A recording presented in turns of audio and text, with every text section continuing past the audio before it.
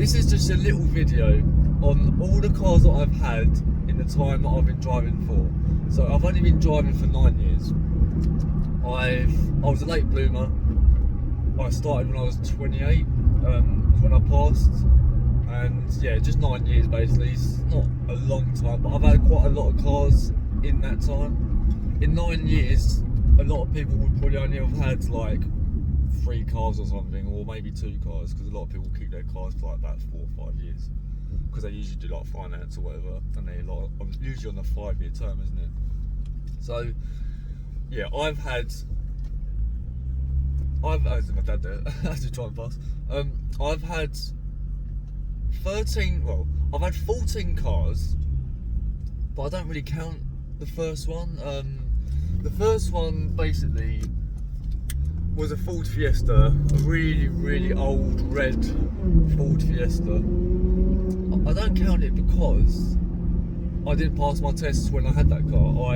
I got the car when I was 18, so like 10 years before I passed, and I just used it as a massive ashtray, because that's what we're here, we're smoking and drinking energy drinks in it and listening to music and keep on charging it up because of this ruining the battery while it's in the driveway. So I don't really count it because, like I said, I didn't really pass my test. I only drove it one time around a car park as like a learner. So technically yes, it wasn't my car, like I did buy it, it was in my name, etc, but I never actually passed my test and drove it properly. So I don't really count it, because if you're a car dealer, you buy cars, and you know, and I don't know if it goes in your name or not, but you buy cars and you trade them in and sell them or whatever, and then you don't count that as one of your cars, do you? So the Ford Fiesta I don't really count as a car of mine, because I never passed my test and then started driving it around, so I don't count it as my first car. So I'm gonna like just chuck that one away. So, but if you ever wanted to know what my first official car was, it was the Ford Fiesta. But I don't really count it as the first one where you actually pass your test and you're like, oh, I can drive, and then you just start driving and you're like, yes, let's start modifying it and doing whatever and driving around, picking up your friends.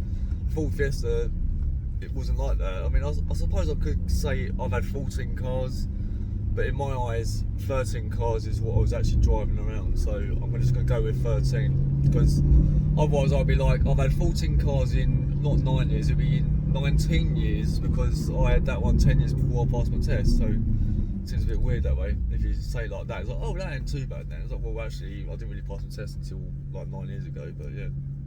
Anyway, so my first official car that I actually passed my test in and started driving was the Peugeot 206cc. So it was a convertible. So I love my convertibles. My first car was a convertible, and I think a majority of the cars that I've had are convertibles. So I do love a convertible. But that one was, it was a light blue, I think it was.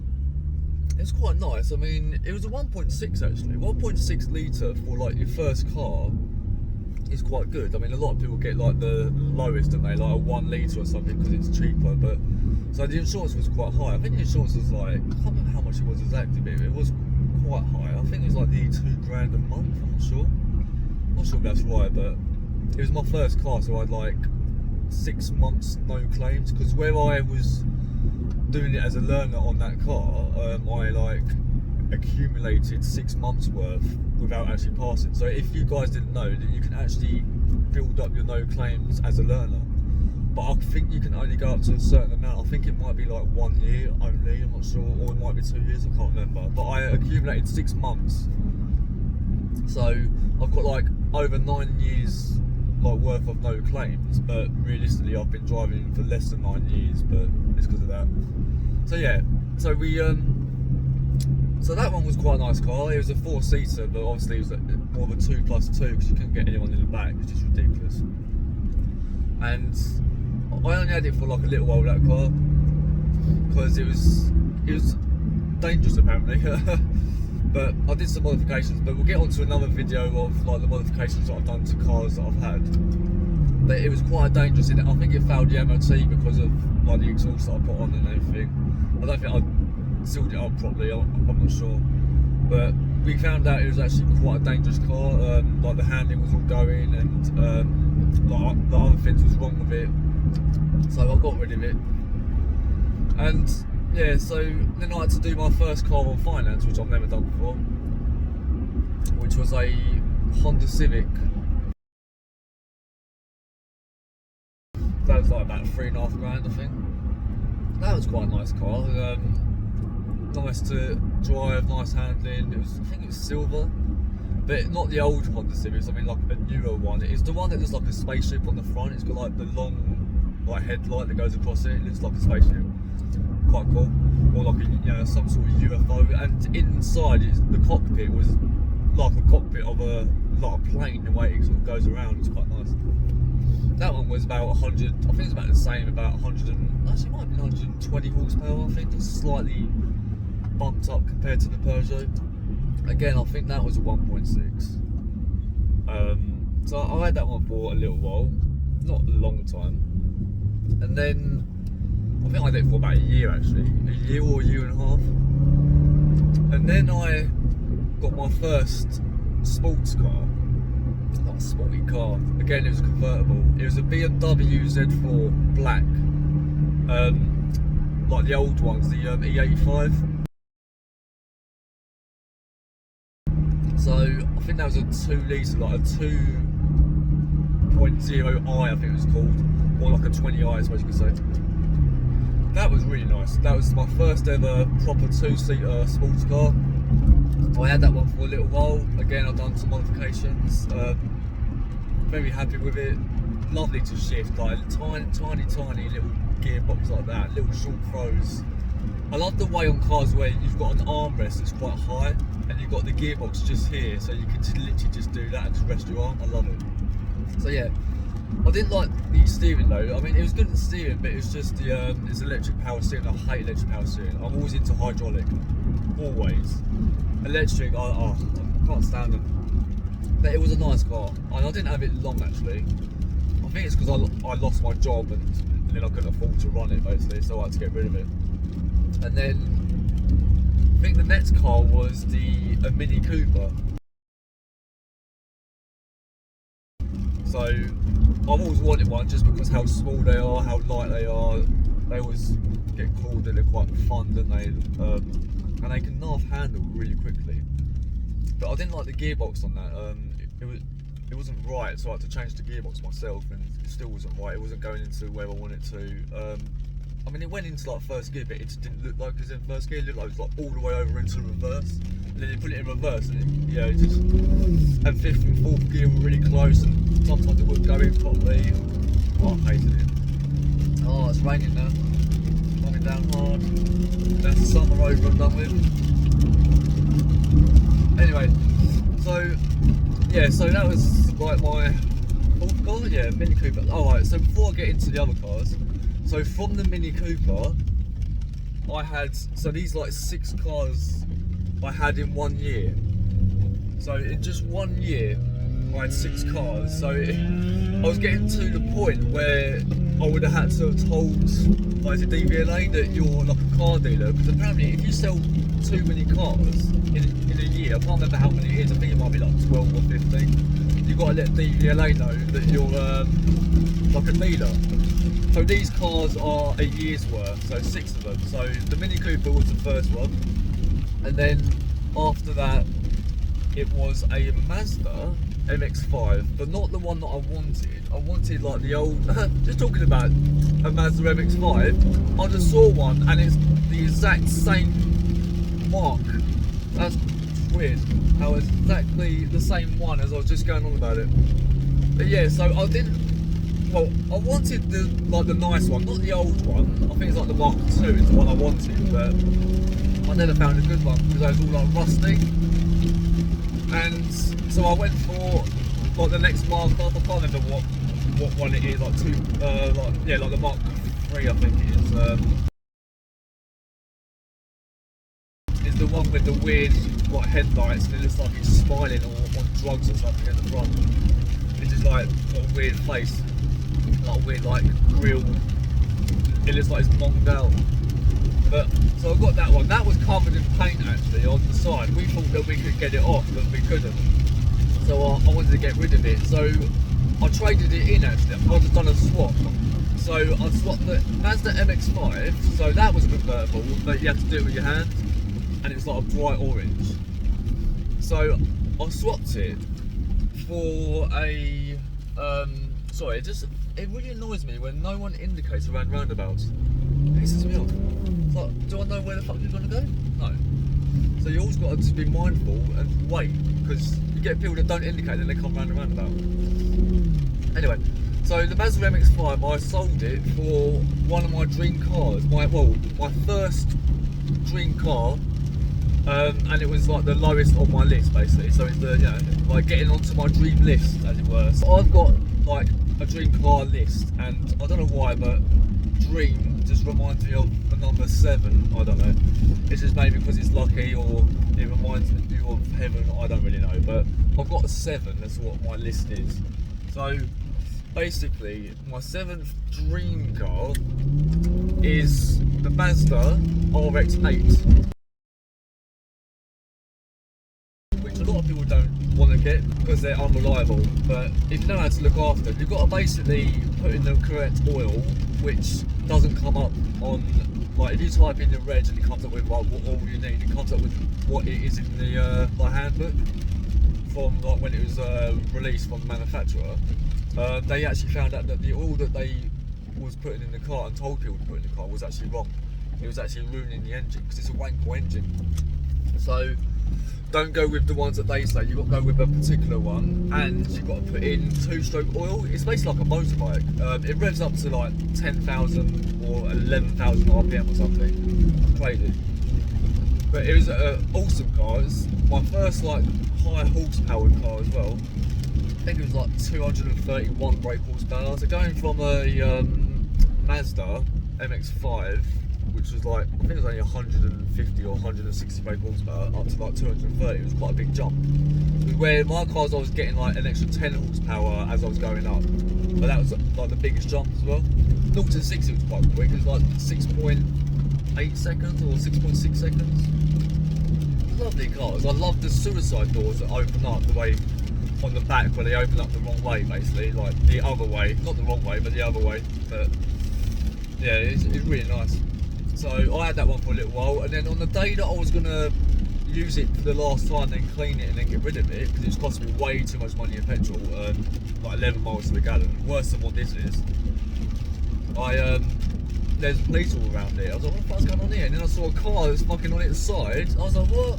It hit my car, this old guy hit my car and pushed his car over, because I found out that my back needed doing basically, like it's all rusty, like the back end needed doing, like they said it could eventually like collapse, and it cost me about £1,000, and the car was only worth about £800, so I thought, well, I'm gonna get rid of it. So that's another reason why, not just because of the petrol, but because of that. And he hit the side and it caved in the wheel. So he done me a favour actually, because on my insurance they paid out, because the police was like around it and they actually saw it happen, like the police car was behind it as it was happening. It said that like he can be a witness on that, and they paid me £1,500 for it, which I probably would have only got half of that. So he actually done me a favour really. And then the car after that was, I just needed a quick car because of work, so I got a 0.9 litre Kia Picanto. I think it was like well under 100 brake. I'm not sure what it was. It might be like 68 brake horsepower or something stupid, and like 0 to 60 in 2 days. I mean, it was ridiculous. It was so slow. I think the 0 to 60 was actually about 15 seconds. It was ridiculous. So yeah, that was my worst car. I don't like driving shitty cars. Even though I couldn't really afford it, I had to get it. But I just don't like having cheapy cars. Like, I like to have nice cars if I can. But obviously for work I just needed it. So I got that one. And then I was like, I really want to get back into like sport cars again. So basically, so what I done was, I literally got a Audi TT, but like the newer one. Not like the old one, like Mark II or whatever it is. Like the 3 litre, 3.2 litre I think it was, naturally aspirated V6. That was my first like big engine car, and that was like over 200 horsepower. I think it was like 200 and I can't remember what it was actually. If it was 240, 245, maybe 200. I think it was like 258 horsepower actually. I'm trying to remember what it was, but 0 to 60 was quick, so it was my most powerful and quickest and best sounding car. It sounded absolutely lovely. So yeah, so it sounded really, really nice. And I had that one for a little while, and then I was going past a garage and I saw my 6-string car, which was, I won't say it just yet, but I saw it and I was like, oh, it's in my colour as well. I was like, Jesus, I need to get that.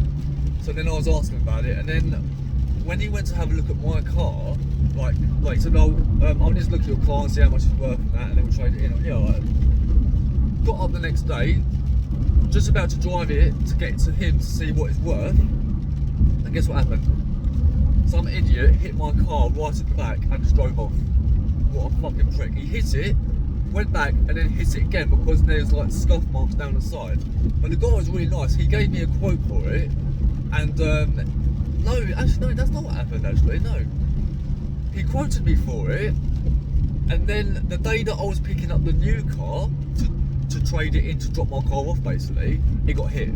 And he didn't make the price go down. He just said, that's alright, we'll keep it to like the same and I'll just fix it. It probably costs about £200. So I gave him I said I'll give him £200. So, like, because I felt bad. So yeah, so he was a nice guy. And the car that he sold me was his son's car. So my 6-string car was a Porsche Boxster 987, a 3.4 litre. Lovely car, 295 brake horsepower, 0 to 60 was like 5.3, 5.4 or 5.2, one of them ones. I never really, well, I sort of remember, but if you go on Google it always tells you the wrong figures. It says, oh it's this, oh it's this, oh it's this, so we never know. About the 5.3 mark I suppose. It was a lovely car though, handling epic, gearbox changes epic, really nice car. And then after that one, I obviously lost my job again because there was no work going, so I had to get something else. So I had to get rid of the Porsche, which I didn't really want to do, but I had to. So I got a Citroen C3 automatic. I think it was my first automatic actually. And since I've had automatics, I haven't got any more actually. Got any more manual cars. I've always gone automatic now. It's the last few cars of automatics. Yeah, so I got that one. I had that one for actually the longest actually. I think I had it for about 2 years, two and a half years maybe. So it was okay. Just get me to A and B and back, you know. And then I obviously started doing my Kung Fu career, like as an instructor. And then I got another nice car, just like a diesel one needed, like a big car but a diesel, just to like get around, like to go to work. So I've got to drive like quite a ways to get to work. It's like a good hour and 10-minute drive. So I just needed like a turbo diesel I wanted, and I've never had a turbo car before as well. So even though I know it's not the same as a turbo like petrol, but I still wanted it. So it was a BMW, like a saloon car basically. It was a convertible, but it was like a hard top. Yeah, so it was just a 3 Series is what it was. Nothing spectacular, 2 litre turbo, 3 Series. But it was convertible, it was hard top, 4 seats, you know, you couldn't really get anyone in the back. I mean, you sort of could, but it wasn't really like as good as what this one is anyway. God, sorry, this girl is absolutely, I don't know what, well, she is hot, but she's got like overalls on and just wearing a bra, literally, and I'm like, oh, it's like literally raining. She's fit though, she looks at me, probably looking at the car more than me, but yeah, she's fucking fit actually. Sorry, I'm a single man, but yeah, she's literally just wearing a bloody like bra with overalls, with one overall like undone and just like got her tits out basically, and it's like pissing down the rain. I'm like, okay. Got nice toes though on the back. Anyway, we're going off topic. It's more like a dating thing now, isn't it? Anyway, where were we? 3 Series before I lose my mind. So yeah, the 3 Series, it was an okay car. It was like 50 miles to the gallon or 55 miles to the gallon. Well, that's what they say. They actually say about, I think 70 or 60 miles, but you only get about, I think I was only getting like 45, so it's not actually to what they say it is, it never is. But anyway, it was a nice car, just get to work and back. And then where I was getting some money, I thought, oh, I can actually afford my next dream car on the list, so my 5th dream car, and that was the BMW Z4. I wanted the 35i or the 35IS, but it was the 28i. It's still nice, it's still like a twin powered turbo, but lovely car, and a convertible, 2 seats, a lot of horsepower. I think it's like 245 horsepower, but then I remapped it as well, which I made it, I think it was like over 300 horsepower, so, well, allegedly. But yeah, that was a really nice car.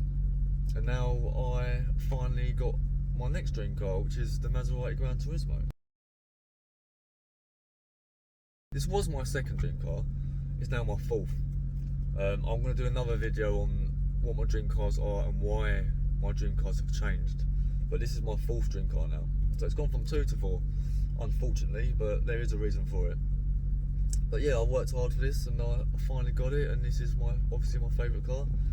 Obviously the most horsepower, the best looking, the best sounding, the most special feeling. It's absolutely brilliant.